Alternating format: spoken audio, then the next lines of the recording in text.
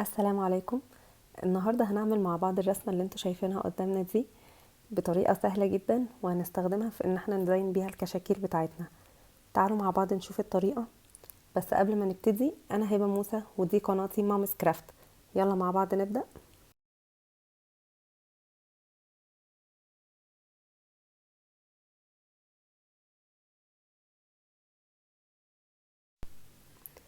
اول حاجة هنبدأ نرسم دايرة بالشكل اللي احنا شايفينه قدامنا ده.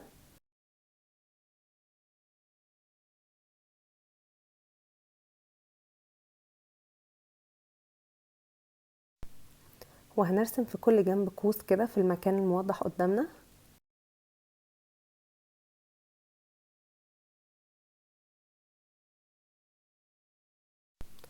وبعدين هنرسم ودن الارنب بان احنا نرسم قوس وجنبه قوس اكبر بالشكل الموضح قدامنا ده. والودن التانية هنرسمها بنفس الطريقة، بس هنعملها مايلة شوية بالشكل اللي قدامنا ده. دلوقتي هنرسم جوه الودن خط موازي للخط الخارجي بالشكل ده.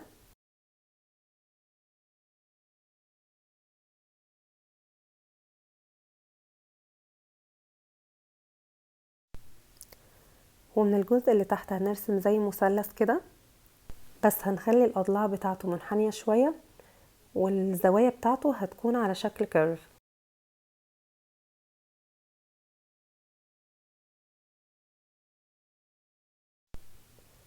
دلوقتي هنرسم قلب كده، وجنبه قلب أصغر منه بالشكل اللي احنا شايفينه قدامنا ده.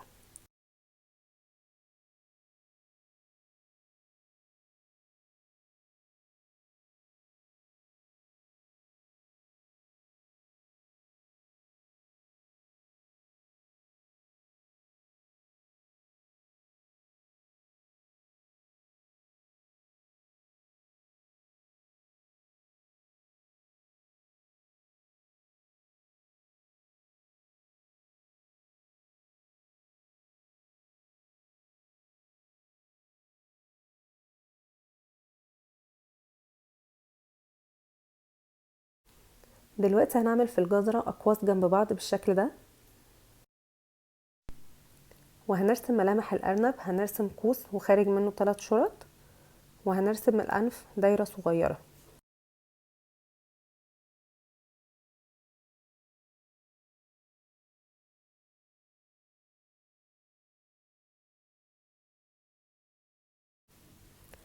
دلوقتي هنعمل الفريم بتاع الصفحة. هنرسم شرطتين مايلين جنب بعض، وبعدين نرسم خط مستقيم. هنرسم بعدهم جزرة صغيرة بالطريقة اللي احنا رسمناها في الأول.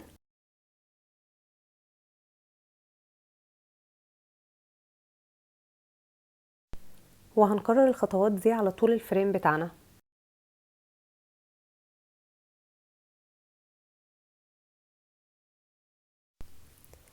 نحاول قبل ما نرسم نقسم الطول بتاعنا علشان المسافات تطلع متساوية.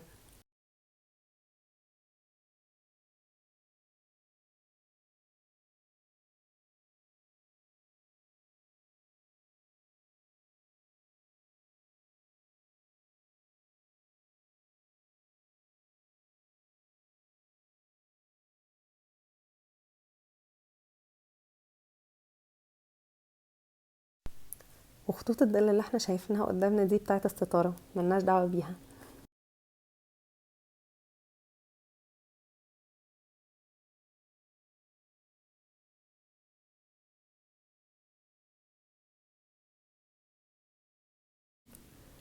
ودلوقتي بأي قلم حبر عندنا هنحدد كل الخطوط، وهنرسم حوالين الأرنب خط موازي لخط التحديد، ومش شرط يبقى معدول قوي.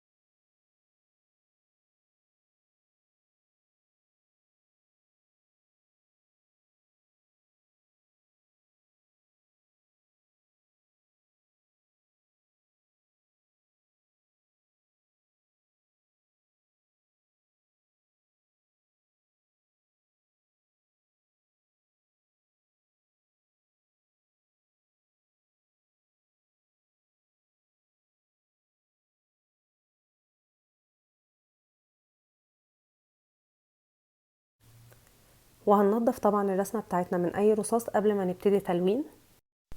لو الفيديو عجبكم ما تنسوش تعملوا سبسكرايب وتضغطوا على الجرس علشان يوصلكم الفيديوهات الجديدة. دلوقتي هنبدأ تلوين. هنلون الودن من جوه باللون البينك،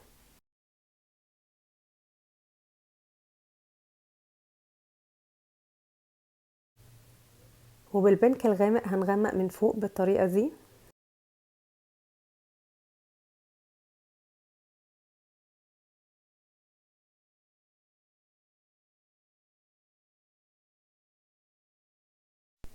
وما ننساش نلون الخدود.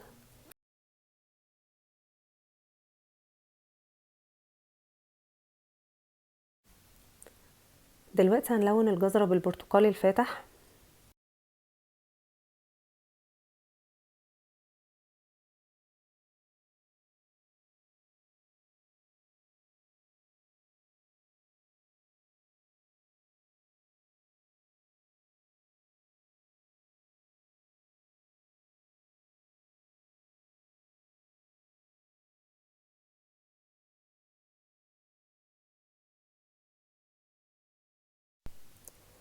وهنغمق الأطراف شوية بالأحمر أو البرتقالي الغامق حسب المتوفر عندنا.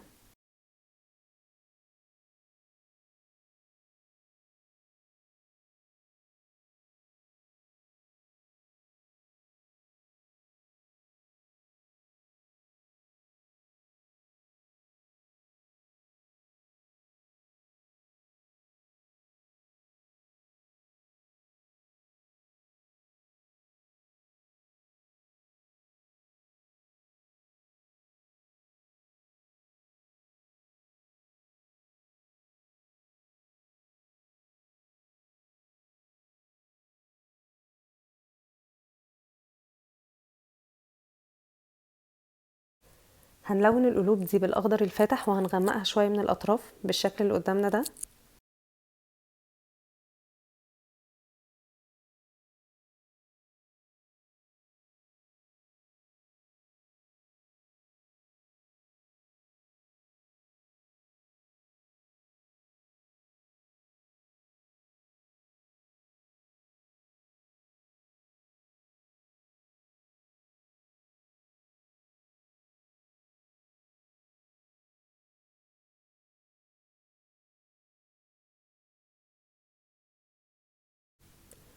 هنعمل حوالين الشكل بتاعنا نقط، ونراعي في الخطوة دي ان القلم يبقى مستقيم على الصفحة علشان النقط ما تبقاش سميكة قوي.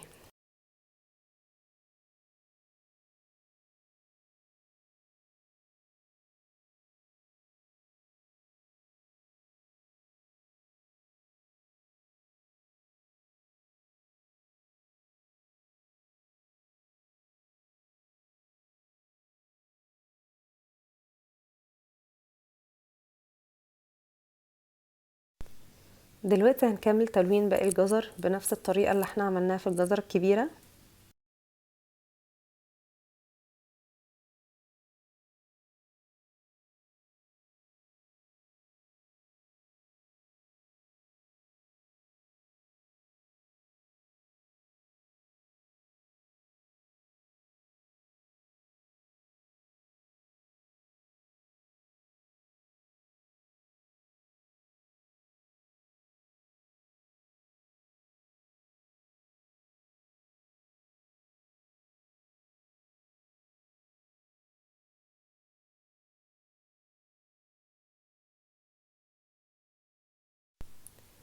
ودلوقتي بأي قلم برتقالي عندنا هنرسم خطوط موازية للخطوط السوداء دي.